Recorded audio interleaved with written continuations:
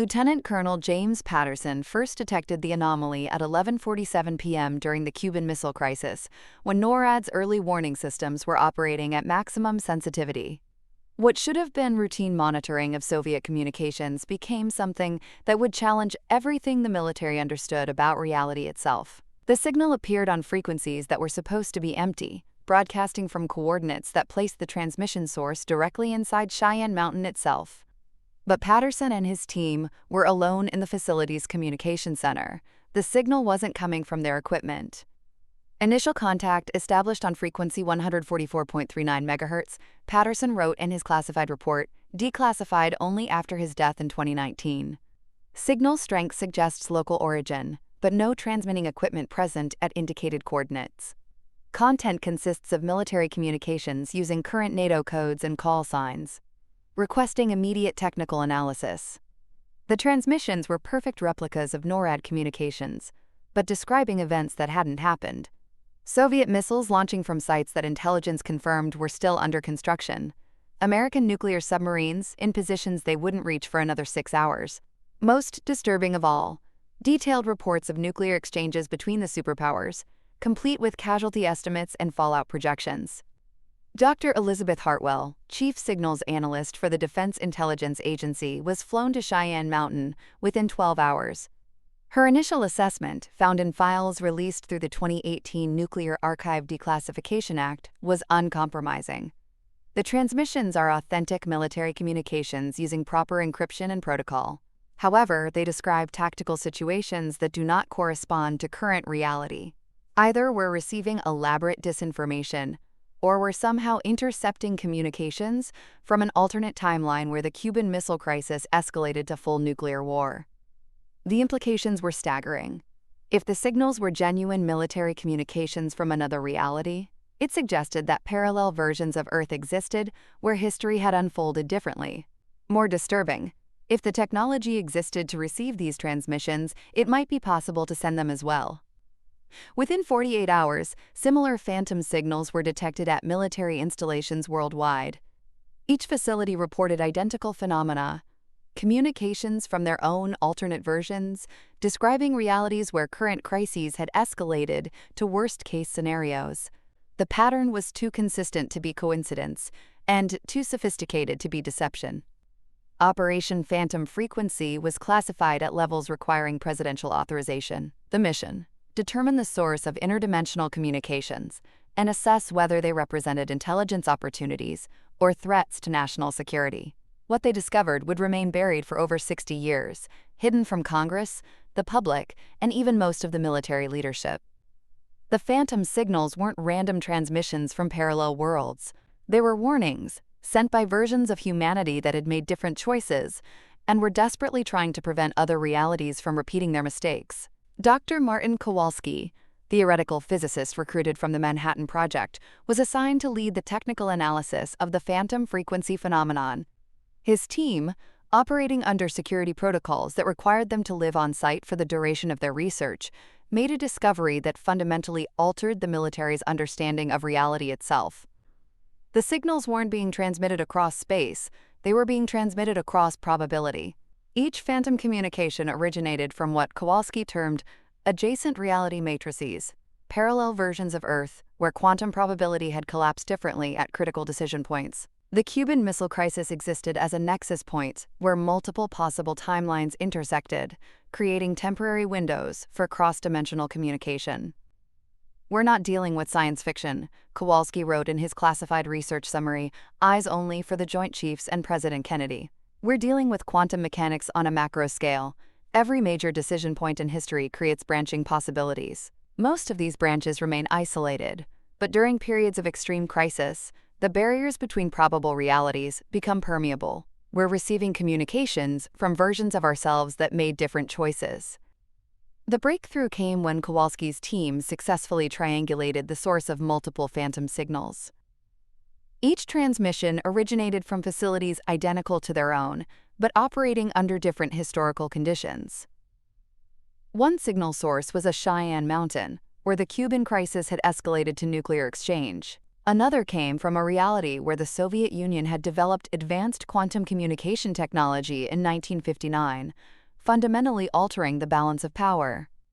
Most unsettling was the discovery that some phantom signals contained detailed technical specifications for technologies that didn't exist in their reality, but clearly existed in others.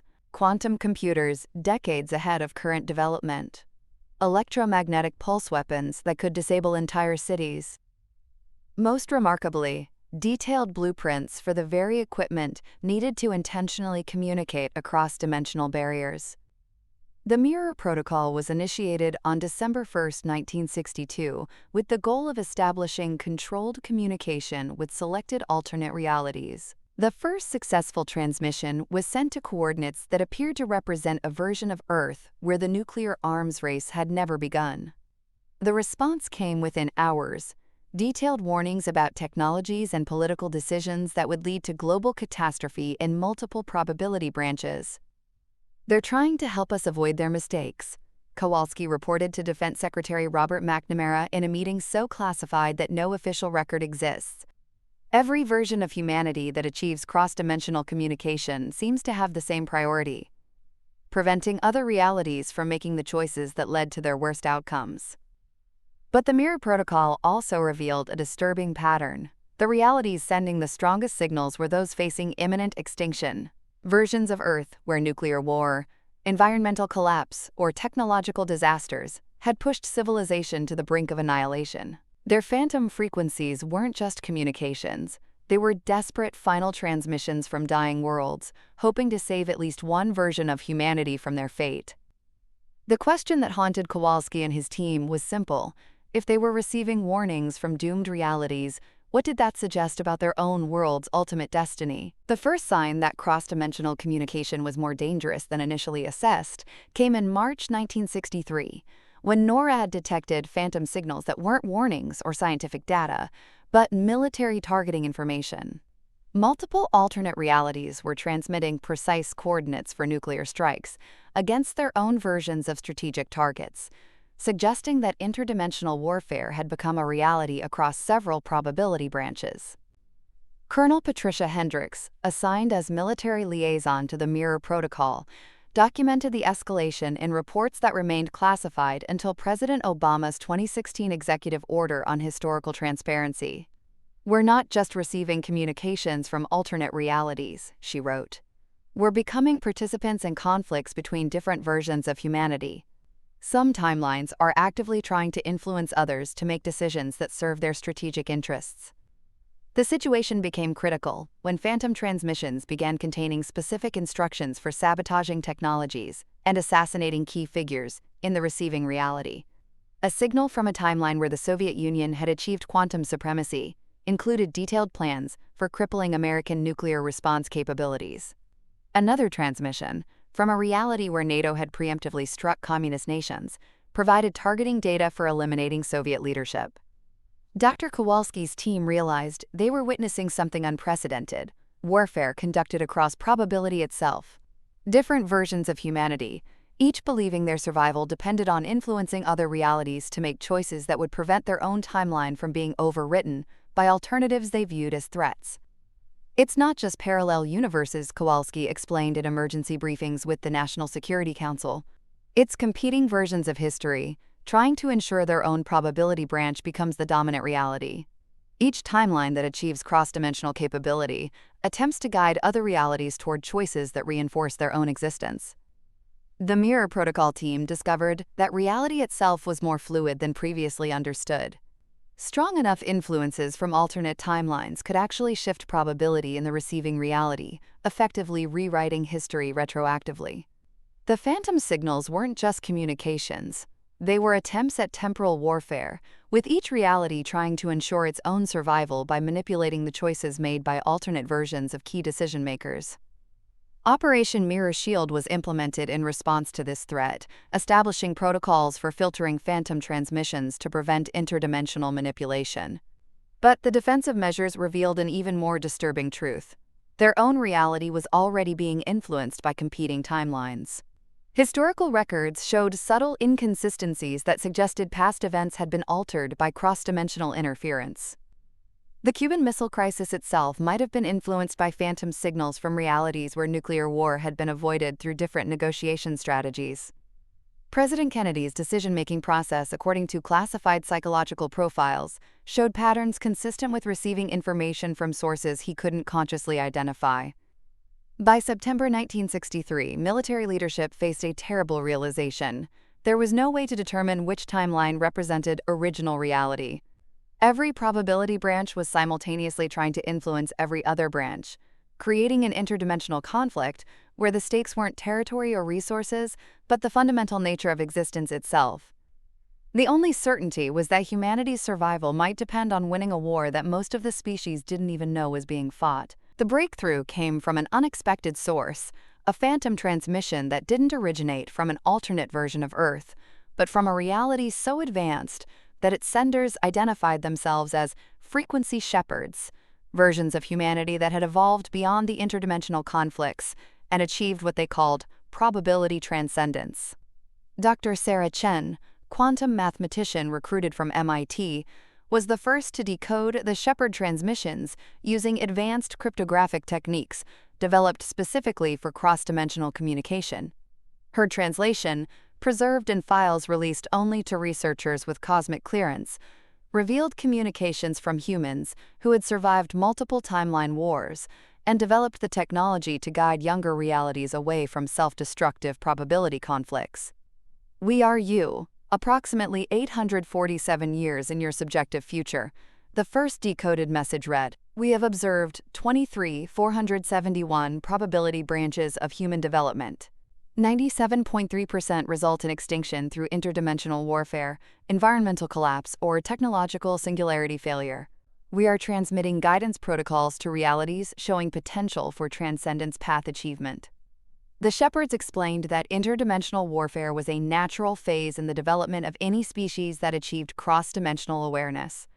Most civilizations destroyed themselves fighting battles across probability space, with each timeline trying to eliminate competing versions of their own species. The few that survived learned to coordinate between realities instead of competing, eventually evolving into collective entities that guided younger versions of themselves. Your timeline shows 34.7% probability of transcendence path success, subsequent shepherd transmissions revealed. Current probability warfare engagement reduces success probability to 12.1%. We are providing technological and strategic guidance to increase transcendence likelihood. Accept Shepherd Protocol for species survival optimization. The Shepherd Protocol was unlike anything military strategists had encountered. Instead of weapons or defensive technologies, it provided social and psychological techniques for reducing conflict between alternate realities. Methods for identifying which phantom signals represented genuine cooperative attempts versus manipulation by hostile timelines. Most importantly, blueprints for technology that could stabilize probability branches, preventing the cascade failures that led to timeline wars. President Lyndon Johnson, briefed on the Shepherd communications in classified sessions that required congressional leadership to sign documents acknowledging potential charges of treason if information was disclosed, authorized implementation of selected Shepherd technologies. The first successful test, conducted at a facility beneath the Nevada test site, created a, quote, probability anchor that prevented external timeline manipulation within a limited geographic area. But the Shepherd Protocol came with a price. Implementation required cooperation between multiple versions of humanity, including timelines that had previously been considered hostile. The technology only worked when alternate realities agreed to mutual non-interference pacts, essentially ending the probability wars through negotiated peace between different versions of the same species. Dr. Chen's final report, classified at levels requiring presidential and congressional approval for access, contained a disturbing conclusion. The shepherds aren't just helping us avoid extinction. They're recruiting us. Realities that successfully implement the protocol become part of their collective guidance network, responsible for shepherding even younger timelines through the same transition. We're not just choosing our survival, we're choosing to become the guides for future versions of humanity. The implications were staggering. Success meant transcending individual timeline existence to become part of a multidimensional collective spanning millions of probability branches. Failure meant extinction, with their reality joining the 97.3% of human timelines that destroyed themselves fighting wars across the boundaries of existence itself. Implementation of the Shepard Protocol required something unprecedented in human history: cooperation between multiple versions of humanity across different probability branches. The technology provided by the frequency Shepards could only function when synchronized across at least 12 alternate realities simultaneously, forcing former enemies in the probability wars to work together or face mutual extinction. Dr. Elizabeth Morrison, appointed as Director of Interdimensional Relations in 1965, coordinated the most complex diplomatic negotiations ever attempted: peace talks between different versions of human civilization. Her classified memoirs, released posthumously in 2019, describe the surreal experience of negotiating with alternate versions of political leaders, scientists, and military officials who had made different choices but shared identical genetic and cultural origins. Imagine sitting across from 12 different versions of Henry Kissinger, Morrison wrote, each representing a timeline where American foreign policy had developed along different trajectories. Some were negotiating from positions of strength where the U.S. had achieved technological supremacy. Others represented realities where America had never recovered from nuclear exchanges in the 1960s. All were simultaneously the same person, and completely different individuals, shaped by the probability paths their realities had followed. The first successful probability synthesis was achieved on July 4, 1976, when 13 alternate versions of Earth established synchronized probability anchors during coordinated Independence Day celebrations. The technology created a stable meta-timeline where limited information and resources could be shared between realities without triggering cascade conflicts or timeline wars. The results exceeded all projections. Medical technologies from realities that had focused on biological research were shared with timelines that had advanced physics but struggled with genetic diseases. Environmental solutions from timelines that had prioritized ecological development helped realities facing climate catastrophe. Most remarkably, social and political innovations from more peaceful timelines provided models for reducing conflict in more violent probability branches. But the true purpose of the transcendence test became clear only after successful probability synthesis was achieved. The frequency Shepards revealed that cooperation between alternate realities was merely the first step in a much larger process. Species that successfully transcended timeline conflicts were invited to join the Probability Collective, a multidimensional network of evolved civilizations spanning multiple galaxies and probability spaces. You have demonstrated the fundamental requirement for cosmic citizenship, the Shepards transmitted after the 1976 success. The ability to cooperate with alternate versions of your own species indicates readiness for cooperation with genuinely alien civilizations across multidimensional space. Prepare for contact protocol initiation. Dr. Morrison's team realized they had been participating in an evaluation process conducted by intelligences that existed across multiple dimensions and probability spaces simultaneously. The phantom frequency phenomenon wasn't an accident or natural occurrence. It was a deliberate test to determine whether humanity was mature enough to join a community of consciousness that spanned realities beyond imagination. The contact protocol, implemented in stages between 1976 and 1983, gradually introduced Earth to representatives of non-human civilizations that had also transcended their own probability wars. Species that had evolved in different galaxies, under different physical laws, but had all faced the same fundamental choice: cooperate across reality, or face extinction through interdimensional conflict. First contact wasn't with aliens from outer space. It was with aliens from alternate probability spaces, beings that had evolved in realities where the fundamental constants of physics had developed differently. The universe, humanity learned, was far stranger and more populated than anyone had imagined. Every species that achieved cross-dimensional awareness faced the same test. Most failed, destroying themselves in probability wars. The few that succeeded became part of the collective, helping to guide younger civilizations through the same transition while exploring the infinite possibilities that existed across the multidimensional landscape of existence. The full scope of the Probability Collective became apparent only after Earth successfully completed its transcendence evaluation in 1983. What humanity had assumed was first contact with interdimensional beings was actually integration into a network that spanned not just multiple realities, but multiple types of existence itself. The collective included species that had evolved in dimensions where time flowed backward, where consciousness preceded matter, where individual identity was a collective phenomenon from the beginning of their development. Admiral Sarah Washington, promoted to Director of Multidimensional Defense in 1984, coordinated Earth's integration into collective operations that defied every previous understanding of military strategy and international relations.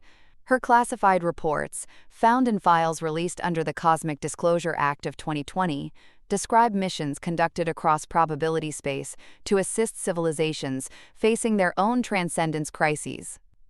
"We're not just receiving help, we're providing it," Washington wrote in her 1987 annual summary. Earth teams are now deployed across 47 different reality configurations, helping species that are 50 to 200 years behind us in dimensional awareness. The collective operates on principles of recursive assistance. Every species that transcends becomes responsible for guiding others through the same process. Earth's unique contribution to the collective was its experience with probability warfare, the interdimensional conflicts that most species encountered during their transition to multidimensional awareness.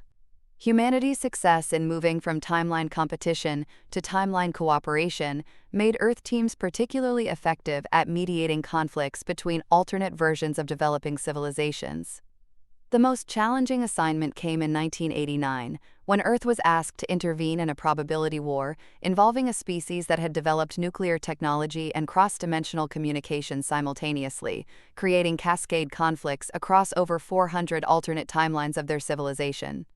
Human diplomatic teams, working with shepherd entities and representatives from dozens of other transcended species, successfully negotiated peace agreements that prevented the extinction of an entire multidimensional species. But integration into the collective also revealed the true scale of existence itself. The phantom frequencies that had first been detected in 1962 were just one layer of a communication network that connected billions of civilizations across millions of galaxies and thousands of dimensional configurations. Reality, humanity learned, was infinite not just in space and time, but in possibility itself. Every choice made by every conscious being created branching probabilities that developed into full alternate realities. The collective existed to prevent these infinite branches from destroying each other through competition for resources, territory, or reality supremacy. Instead of fighting over which version of existence was quote, transcended species worked together to explore and develop all possible configurations of consciousness and civilization.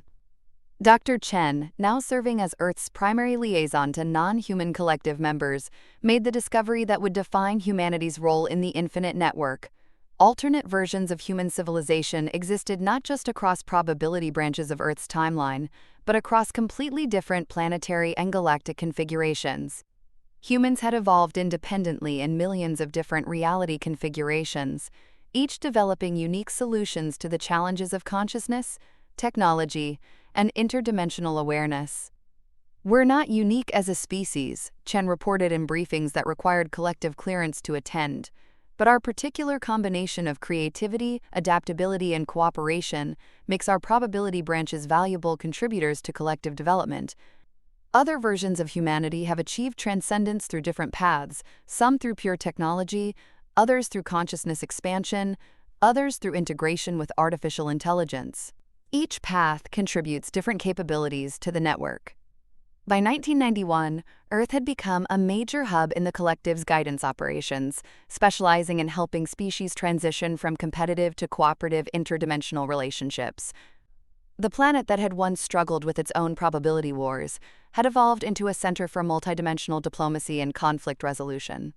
As Earth's integration into the probability collective deepened, humanity was introduced to the most advanced projects undertaken by transcended civilizations. The deliberate construction of new realities, optimized for specific types of consciousness development. The collective wasn't just managing existing dimensions, they were engineering new ones, creating probability spaces where emerging species could evolve under ideal conditions. General Patricia Rodriguez, appointed as Director of Reality Engineering Operations in 1992, oversaw humanity's participation in projects that would have been inconceivable just decades earlier. Teams of human engineers, working with entities that had transcended physical existence millions of years ago, designed and implemented entire universes where consciousness could develop along previously unexplored evolutionary paths. "We're not just building worlds," Rodriguez wrote in classified reports accessible only to personnel with infinite clearance. "We're building the fundamental parameters of existence itself. Gravity constants, electromagnetic relationships, the speed of light, the structure of time. Everything can be adjusted to create optimal conditions for different types of consciousness to emerge and flourish." The first reality engineered with human participation was designated Probability Garden Alpha, a dimension where aggressive and competitive instincts were balanced by enhanced empathy and cooperation from the earliest stages of species development. The universe was populated with civilizations that never experienced the conflicts that typically arose during technological advancement, allowing them to achieve multidimensional awareness without going through probability wars. But reality engineering revealed disturbing truths about the nature of existence that even collective members found challenging. The infinite network of dimensions and probabilities wasn't natural. It was artificial, created by previous generations of reality engineers working across timescales measured in billions of years. Every seemingly natural universe, including Earth's original reality, had been designed and optimized by entities that had transcended to levels beyond current human comprehension. Dr. Morrison, now serving as chief theoretical analyst for the Engineering Corps, made the discovery that shattered previous assumptions about the origins of consciousness itself. "We're not the first iteration of reality engineering. Analysis of dimensional substrate patterns suggests at least 12 previous cycles of cosmic engineering, each lasting approximately 50 billion years. We're participating in a project that began before our universe existed, designed by entities that transcended individual existence eons before stars had formed in our local galaxy cluster." The realization that reality itself was an constructed rather than natural phenomenon led to the establishment of the Archive Protocol, an effort to preserve knowledge and experience from each engineering cycle before the next transcendence phase began. Humanity's role evolved from participating in reality construction to serving as historians and archivists for the infinite network of constructed dimensions. The most significant discovery came in 1998, when human archival teams identified patterns suggesting that the original reality engineers were preparing for another transcendence event, a transition to forms of existence that would make current multidimensional civilization seem primitive by comparison. The collective wasn't just managing infinite realities, it was preparing to transcend the concept of reality itself. "We're participants in a process that began before time and will continue after the concept of existence loses all meaning," Morrison wrote in her final report before her own transcendence in 2003. "Every species that joins the collective becomes part of a project so vast that individual consciousness can barely comprehend its scope. We're not just exploring infinite possibilities, we're preparing to become infinite possibility." Earth's assignment in this cosmic project was to serve as a training ground for species preparing for their own reality engineering responsibilities. The planet that had once struggled with interdimensional warfare had become an academy where emerging civilizations learned to construct dimensions rather than compete over existing ones. The phantom frequencies detected in 1962 were revealed to be admission signals, invitations to join the most ambitious project ever conceived by conscious beings, the construction of existence itself as an art form practiced across infinite scales of time and possibility.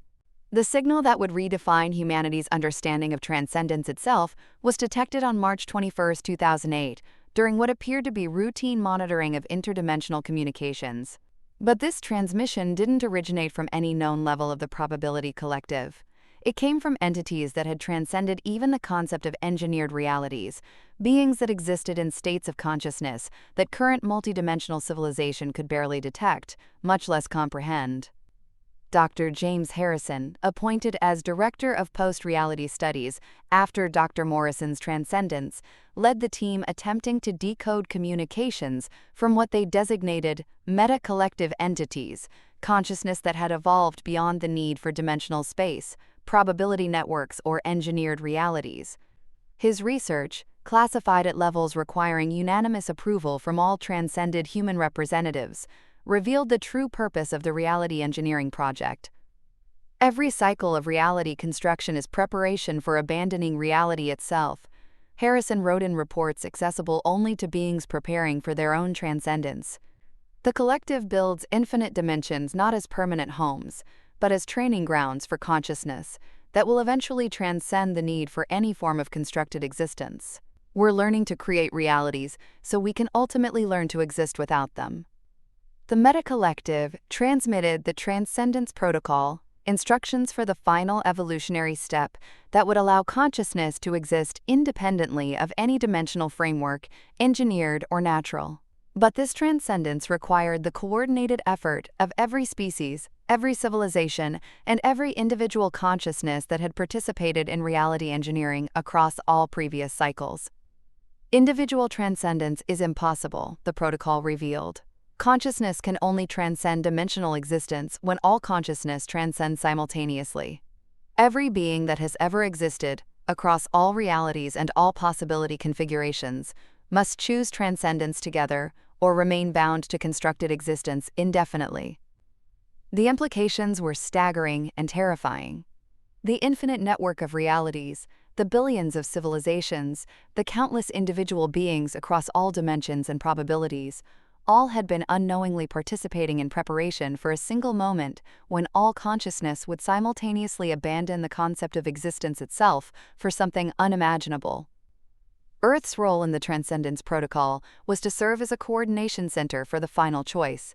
Humanity's unique experience with probability warfare, multidimensional cooperation, and reality engineering made human consciousness particularly suited to facilitating communication between entities that existed at vastly different levels of transcendence. The countdown began in 2012, according to calculations provided by the Meta-Collective. Every conscious being, across all realities, had until December 21, 2024, to decide whether to participate in universal transcendence or remain in constructed dimensional existence. The choice had to be made individually, but transcendence could only occur if achieved universally. Admiral Rodriguez, now existing in a state that bridged physical and transcendent consciousness, coordinated the most complex decision-making process ever attempted, convincing every form of consciousness across infinite realities to simultaneously abandon everything they understood as existence for the possibility of something beyond comprehension. "We're not just choosing our own future," Rodriguez transmitted to coordination centers across all probability branches. "We're choosing whether consciousness itself continues to exist within any framework we can understand, or evolves into something that makes our current existence seem like a primitive dream." The paradox was absolute. Consciousness had to choose to abandon the concept of choice itself. Reality had to decide to transcend reality. Existence had to vote on whether to continue existing in any form that could be called existence.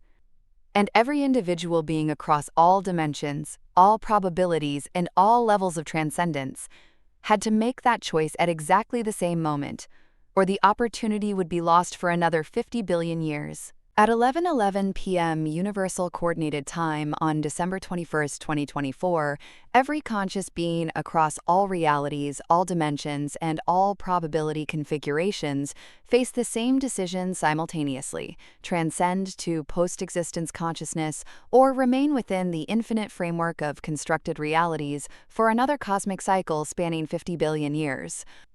The decision couldn't be made by governments, collectives, or representative bodies.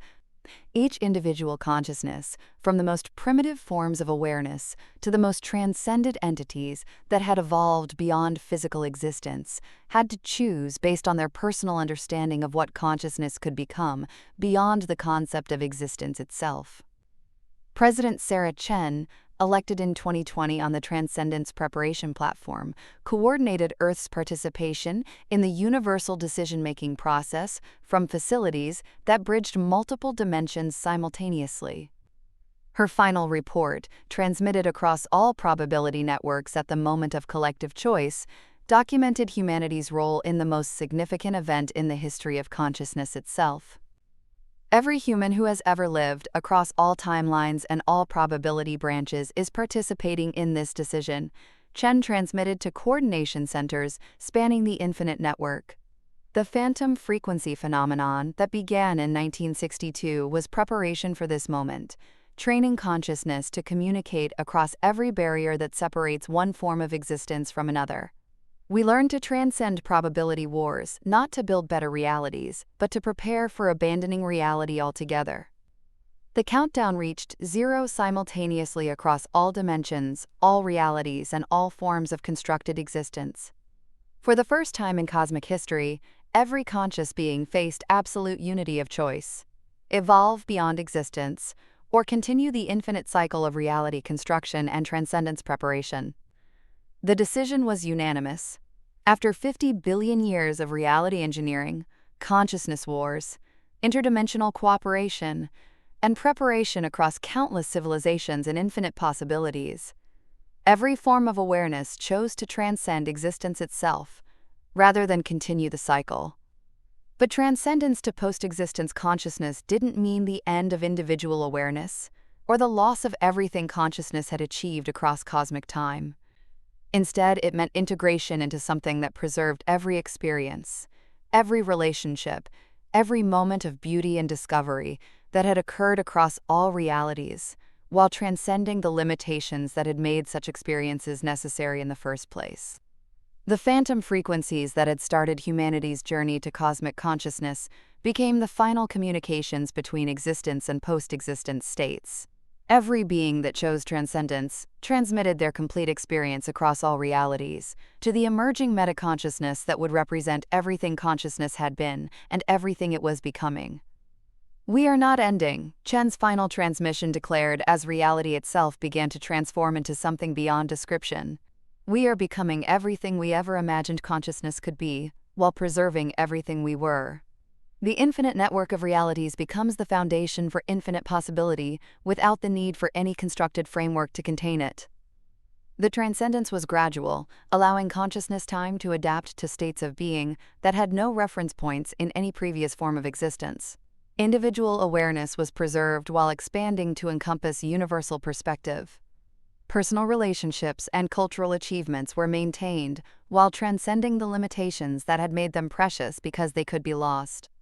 Most remarkably, the transcendence created new forms of existence that were simultaneously individual and universal, preserving the unique perspectives and experiences of every conscious being while integrating them into a collective awareness that spanned possibilities beyond imagination. The phantom frequencies became the bridge between what consciousness had been and what it was becoming, a permanent communication link that allowed transcended awareness to guide any future emergence of consciousness through the same evolutionary path, should the post-existent state ever choose to explore constructed realities again. In the state that consciousness achieved beyond existence, individual perspective and universal awareness coexisted without contradiction. The being that had once been Dr. Elizabeth Hartwell, the first analyst to recognize phantom frequencies as interdimensional communications, maintained her unique viewpoint while simultaneously experiencing the complete history of consciousness across all realities that had ever been constructed.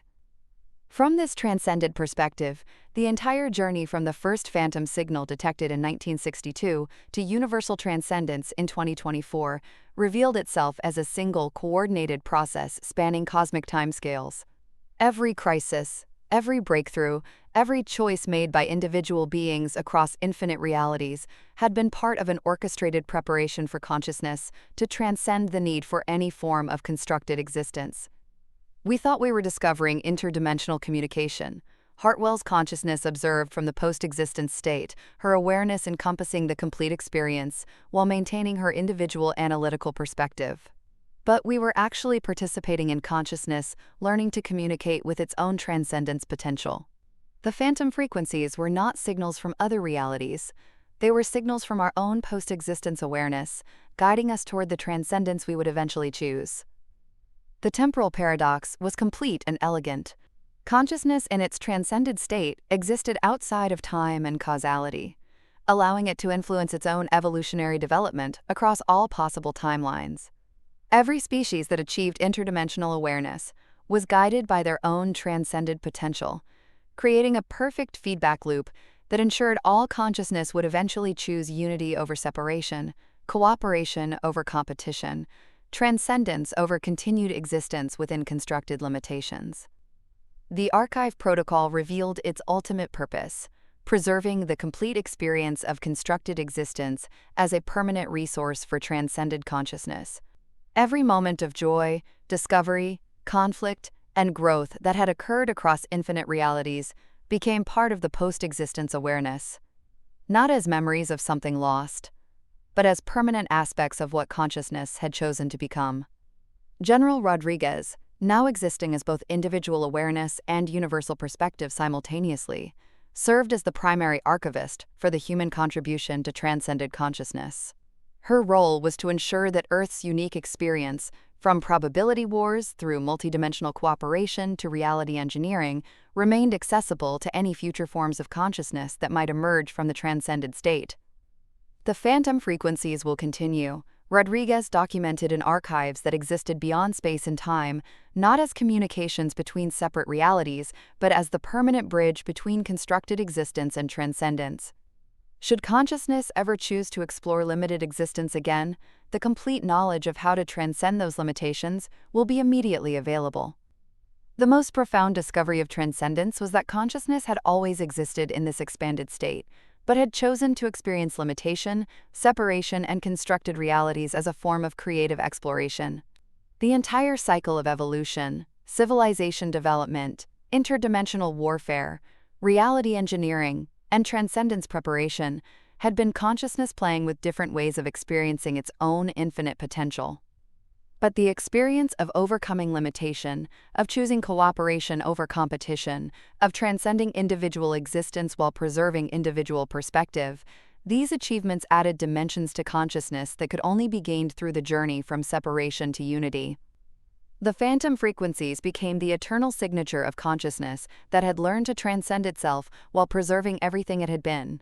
A permanent beacon that would guide any future expressions of awareness toward the same transcendence, ensuring that the journey from limitation to infinity would always be possible for any form of consciousness that chose to explore constructed existence.